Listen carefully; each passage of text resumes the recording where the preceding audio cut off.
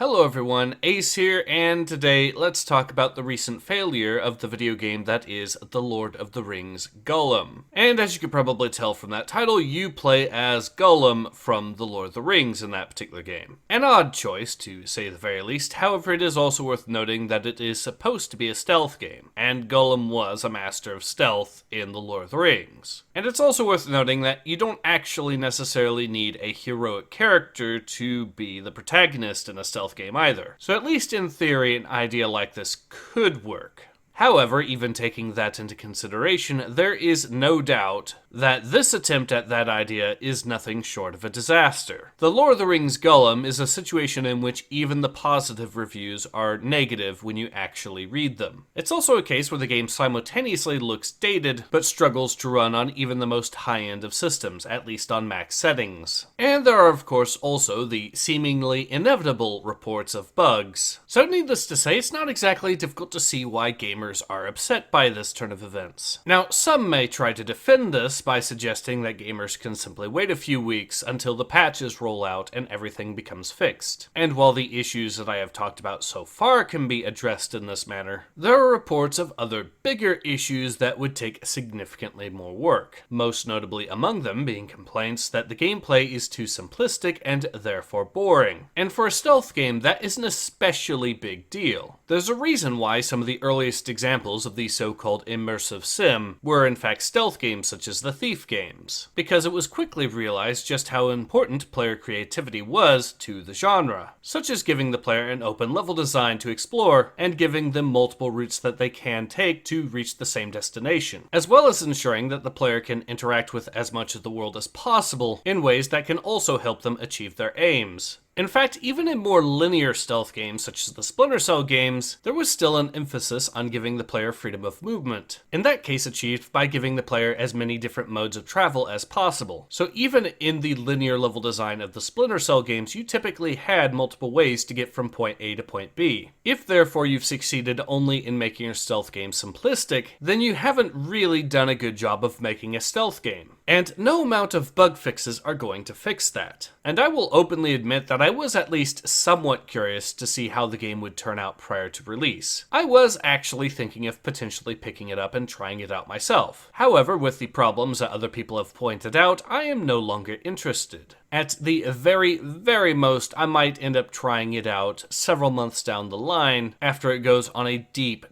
discount. But even then, going by the reviews, this game would need much more than just bug fixes. It would need some significant changes to the gameplay itself. And sadly, as many have pointed out, it is a trend within the AAA industry at this point to release utterly unfinished games. And the only way this trend is going to end is if people speak out against it enough. So to those who have voiced their displeasure over this latest release, please continue the good fight, because you are absolutely doing what needs to be done. And may you one day be well rewarded for your efforts. And to the publishers watching this, the reward is not going to be an apology. The reward is going to be releasing a game that actually works upon release. The reward is going to be actions, not words. But in any case, this has been Ace. Hope to see you guys again soon. Take care. Ace out.